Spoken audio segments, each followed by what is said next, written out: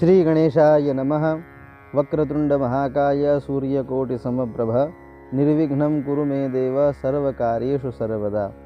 सदाशिव समारंभां शंकराचार्य मध्यमाम् अस्मदाचार्य पर्यंतां वंदे गुरु परंपराम्। भगवान आदि शंकर के चरणों में सादर अभिनंदन और हमारी जो गुरु परंपरा है उस गुरु परंपरा को सादर अभिनंदन। संस्कृत ज्ञान सुधा में आप सभी मित्रों का हार्दिक अभिनंदन। जैसा कि विगत वीडियो में आपने देखा ही है कि हम आज से एक नई श्रृंखला गीता सेवा के रूप में आरंभ कर रहे हैं। तो ये आज की यह पहली चर्चा हम आरंभ कर रहे हैं। तो उसके लिए हमने स्थान भी बड़ा विलक्षण चयन किया है। आप देख ही रहे हैं, मैं एक पेड़ के नीचे बैठा हूँ और ऐसे स्थान की महिमा और ऐसे स्थान का महत्व कुछ अलग ही होता है। और इस महत्व को तभी समझा जा सकता है जब हम ऐसे जगह पर आकर के बैठते हैं। वास्तव में देखा जाए तो हमारे ऋषि मुनि इसके नीचे बैठ कर के इसीलिए चर्चा करते थे क्योंकि ऐसे स्थान पर ही अनेक प्रकार के सात्विक तात्विक विचार उत्पन्न होते हैं। और मुझे भी इसी स्थान पर यह विचार आया कि क्यों ना हम सभी से गीता पर चर्चा करें।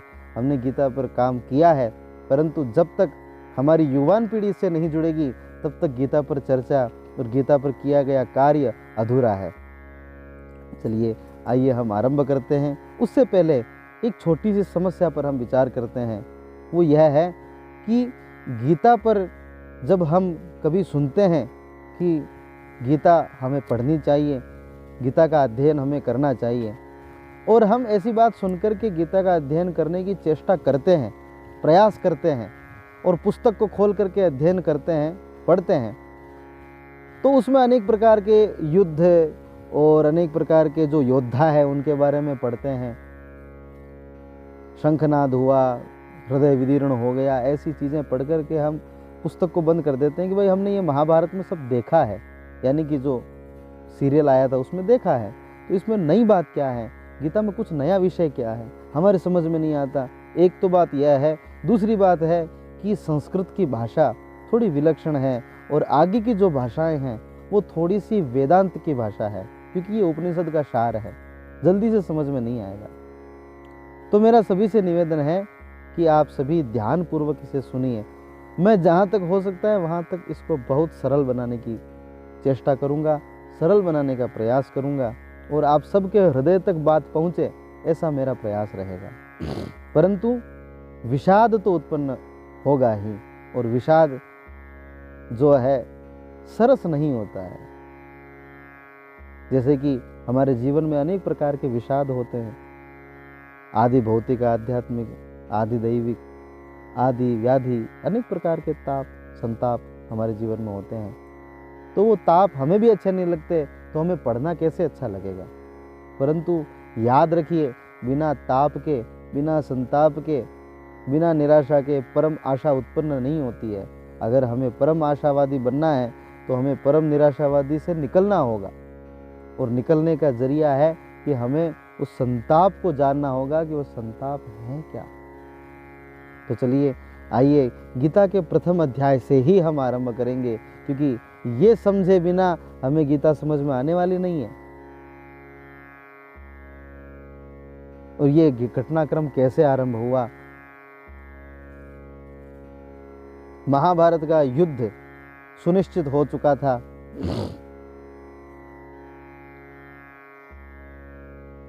युधिष्ठिर जो पांडव हैं ये सभी अपना अज्ञातवास और वनवास पूर्ण करके और आए, और आकर के इन्होंने अपना आधा राज्य मांगा। तो दुर्योधन ने एक सुई की नोक बराबर जमीन भी देने से मना कर दिया। परंतु ये उसमें भी ज़्यादा दुखी नहीं थे। परंतु भगवान कृष्ण ने कहा कि अपने धर्म की मांग करना गलत नहीं होता, और ये धर्म युद्ध तो अब होके रहेगा। और ऐसे करके इस भीषण महाभारत युद्ध की परिकल्पना रखी गई। युद्ध से पहले वेदव्यास जी, जो धृतराष्ट्र से विशेष प्रेम करते थे, आए और पूछा कि हे धृतराष्ट्र, क्या तुम युद्ध को देखना चाहते हो, अगर तुम देखना चाहते हो तो मैं तुम्हें एक दिव्य दृष्टि प्रदान करता हूँ, जिससे तुम ये युद्ध यहीं बैठे बैठे देख सकते हो। युधिष्ठिर ने कहा, पितामह, इस युद्ध को देख कर मैं क्या करूँगा? आजीवन मैं अंधा रहा और अंत में जब मुझे दृष्टि प्राप्त होगी तो मैं युद्ध देखूं?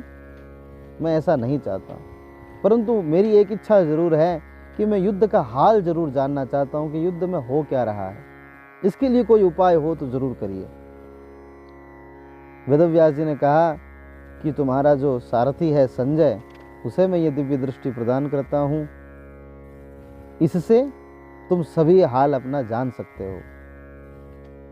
10 दिन तक संजय जो है महाभारत के युद्ध क्षेत्र में डटे हुए थे। जब भीष्म पितामह धराशायी हो गए, तब जाकर के संजय ये समाचार देने के लिए वहां पर आए और समाचार सुनाया कि भीष्म पितामह वीरगति को प्राप्त हो चुके हैं। ये समाचार सुनाने के बाद में भीष्म पितामह की बात सुनकर के धृतराष्ट्र बड़े ही दुखी हो गए। दुखी होकर के फिर बाद में कहा कि मैं महाभारत का जो अभी तक जो कार्य हुआ है, कैसे कैसे हुआ, ये मैं सुनना चाहता हूँ। तब जाकर के संजय अपने दिव्य दृष्टि से सारा वृतांत सुनाते हैं। चलिए आइए हम भी सुनते हैं कि वो वृतांत क्या है। धृतराष्ट्र उवाच धर्मक्षेत्रे कुरुक्षेत्रे समवेतायुत्सवः मामकाः पांडवाश्चैव किम कुरुवत संजय। धृतराष्ट्र पूछते हैं, हे संजय, धर्म क्षेत्र और कुरुक्षेत्र में मेरे और पांडवों के जो पुत्र हैं उनके बीच में क्या क्या घटनाएं हो रही है, तुम मुझे यथावत बताओ। देखिए, जो युद्ध होता है उसकी परिकल्पना आरंभ कहाँ से होती है? माम का पांडवाश्चैव, मेरा और पांडव के लड़के, मेरे और पांडव के लड़के, मेरे और पुत्र और पांडव के पुत्र, यहीं से लड़ाई आरंभ होती है। हमारी संस्कृति जो है वो इतनी विशाल है। अयम निजः परो वेत्ति गणना लघु चेतसा उदार चरिता नाम तो वसुधैव कुटुंबकम। हमारी संस्कृति कैसी है? उदार चरित्र है। तेरा मेरा ये भावनाएं हमारी नहीं है। और जहाँ पर ये भावनाएं आती है और वो भावनाएं अत्यंत विशाल बन जाती है, तब युद्ध आरंभ होता है। और युद्ध की जो सोच है वो यही है। धृतराष्ट्र की यही सोच और इसी सोच ने युद्ध का आरंभ किया। संजय ने कहा, दृष्ट्वा तो पांडवानीकं व्यूढ़ं दुर्योधनस्तदा आचार्यमुपसंगम्य राजा वचनम अब्रवीत। संजय बोले कि महाराज, पांडवों की व्यूहाकार रचना को देख करके दुर्योधन थोड़ा घबरा गया और वो द्रोणाचार्य जी के पास में जाकर के और कहा कि गुरुदेव, सामने आपके ही शिष्य द्रुपद पुत्र धृष्टद्युम्न के द्वारा जो रचित ये व्यूहाकार सेना है उसको आप देखिए। उसके अंदर अनेक प्रकार के महारथी हमसे युद्ध करने के लिए खड़े हैं। द्रोणाचार्य ने पूछा कि भाई महारथी कौन कौन है और कैसे कैसे महारथी हैं, सब आप बताइए, परिचय दीजिए। तो परिचय दिया, पश्येताम पांडुपुत्राणाम आचार्य महतीम चमुम व्यूढ़ाम द्रुपद पुत्रेण तव शिष्येण धीमता। तो गुरुदेव, आपके सामने पश्येताम पांडुपुत्राणाम, पांडवों के 5 पुत्रों को देखिए। और ये जो रचना जो है, ये रचना किसने की है? आपके शत्रु द्रुपद के पुत्र, कि वो आपके शिष्य भी हैं, उन्होंने ये सुंदर व्यूहाकार, भयानक व्यूहाकार रचना की है। और इस युद्ध में अनेक प्रकार के महारथी शामिल हैं अत्र शूरा महेश्वासा भीमार्जुन समाविधि युयुधानो विराटश्च द्रुपदश्च महारथः दृष्टकेतुश्चेकितानः काशीराजश्च वीर्यवान् पुरुजित् कुन्तिबोधश्च शैव्यश्च नरपुङ्गवः युधामन्युश्च विक्रान्त उत्तमौजाश्च वीर्यवान् सौभद्रो द्रौपदेयाश्च सर्व एव महारथाः। अनेक प्रकार के योद्धा आपसे युद्ध करने, हमसे युद्ध करने के लिए खड़े हैं। ये सब बताना जरूरी है क्या? दुर्योधन को ये सब कहना वहां पर आवश्यक है क्या? विचार करिए। ये सब बताना इसलिए आवश्यक है, राजनीति में अपने किसी सेनापति से कार्य करवाना हो तो उसका जो परम शत्रु है उसके बारे में बताना होता है। और ये सब बताना द्रोणाचार्य जी को दुर्योधन ऐसे भी कह सकता था कि ये सब मेरे शत्रु हैं, नहीं कहा। ये सब जो आज किया हुआ है ये सब आपके शत्रु द्रुपद के पुत्र ने इसकी रचना की है। द्रुपद के और द्रोणाचार्य जी के बीच में शत्रुता थी, महाभारत में इसका विशेष प्रसंग आता है।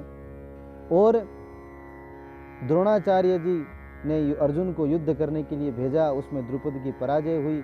उस पराजय को सहन नहीं कर सके और उस पराजय के लिए जो यज्ञ किया, उस यज्ञ में एक पुत्र धृष्टद्युम्न और दूसरी द्रौपदी प्रकट हुई। उसी द्रौपदी के साथ अर्जुन ने विवाह किया, यानी कि जो पांचों पांडव है उन्होंने विवाह किया। और धृष्टद्युम्न जो आज उन्हीं के सामने युद्ध में खड़ा है। तो ये सब बताना इसलिए आवश्यक है कि सेनापति और जोर शोर से युद्ध कर सके। दुर्योधन बड़े राजनीतिज्ञ है, इसे कम मत समझिए। दुर्योधन बड़ा राजनीतिज्ञ व्यक्ति है। उसने अपनी सेना का बखान नहीं किया, सामने की सेना का पहले बखान किया कि आप उसे पहले देखिए, ये बड़ी भयानक सेना है। ये 7 अक्षौहिणी सेना है, हमारी 11 अक्षौहिणी सेना है, परंतु सामने जो रचना हुई है वो रचना बड़ी विलक्षण रचना है। तो अन्य प्रकार के, अनेक प्रकार के जो राजा हैं, योद्धा हैं, वो सब हमसे युद्ध करने के लिए खड़े हैं। अस्माकं तु विशिष्टा ये तान् निबोध द्विजोत्तम नायका मम सैन्यस्य संज्ञार्थम तान् ब्रवीमिते। अब द्रोणाचार्य जी ने कहा, तो भाई आपने उनके बारे में तो बताया, हमारे बारे में भी तो बताओ कि हमारी तरफ से कौन कौन श्रेष्ठ योद्धा यहाँ पर आए हैं। तो दुर्योधन ने कहा, भगवान सबसे पहले तो आप हैं, भीष्मश्च कर्णश्च कृपश्च समितिंजयः, सबसे पहले तो आप हैं। ये बताना आवश्यक होता है, राजनीति का सबसे पहला लक्षण। आपसे बड़ा कौन है? सबसे पहले आप हैं। भगवान भीष्मश्च, फिर बाद में भीष्म पितामह, कर्णश्च मेरे मित्र कर्ण, कृपश्च मेरे कुलगुरु कृपाचार्य जी, समितिंजयः अश्वत्थामा आपके पुत्र, विकर्ण और सौमदत्ती यानी कि सौमदत्त के पुत्र भूरिश्रवा आदि हमारे तरफ से लड़ने के लिए आए हैं। अन्ये च बहवः शूरा मदर्थे त्यक्त जीविता, अन्य और भी बहुत सारे शूरवीर मेरे अर्थ में, मेरी विजय के लिए अपने जीवन को त्याग करके इस युद्ध में शामिल हुए हैं। यह भी आवश्यक है। मेरे लिए आप सभी आए हैं, मेरे लिए आपने ये किया, ये बताना, ये जताना, ये तो राजनीति हो चाहे किसी के साथ भावनात्मक संबंध हो, ये बहुत जरूरी है। इसको कहते हैं कृतज्ञता, किसी के प्रति आभार प्रकट करना। तो मेरे लिए सभी आप आए हैं। परंतु दुर्योधन के मन में कहीं ना कहीं एक चीज है, वो है कि शायद मेरी सेना जो है पांडव की सेना से जीत नहीं सकती। इसने इस बात का बखान भी किया गीता के 10वें श्लोक में, अपर्याप्तम तदस्माकं बलम भीष्माभिरक्षितम पर्याप्तम पिदमे तेषां बलम भीमाभिरक्षितम। हमारी सेना जो भीष्म के द्वारा रक्षित है अपर्याप्त है, और भीम के द्वारा जो रक्षित सेना पांडवों की है वो पर्याप्त है। उसके मन में भय है, वो कांप बैठा है, कि कहीं ना कहीं मेरी सेना जो है सामने की सेना से कम पड़ेगी। देखिए, हमेशा याद रखिए, आप चाहे एक हो सामने 100 क्यों ना हो, कभी भी अपने मन को निर्बल मत बनाइए। दुर्योधन की जो हार है, इसी निर्बलता ने उसे हराया है। खैर, वो अन्य बातें हैं कि वो पापाचारी भी था, उसने कई प्रकार के अधर्म किए, परंतु अगर हम एक संदर्भ के रूप में देखते हैं तो उसकी जो हार है वो यहाँ अपर्याप्तम, उसको लगा मेरी सेना अपर्याप्त है, मेरा जो साजो सामान है वो अपर्याप्त है, इसलिए मैं हार जाऊंगा और भीम की जो रक्षित सेना है वो जीत जाएगी। इसलिए कभी भी अपने आप को अपर्याप्त मत समझिए। हमारे अंदर एक भरपूर बल है, हम मनुष्य हैं, परमात्मा की विशेष कृपा से हम यहाँ आए हैं, तो हमें अन्य बहुत बल है, उस बल को ध्यान में रखते हुए कार्य करिए। आगे की चर्चा हम अगले वीडियो में करेंगे। जय श्री कृष्ण।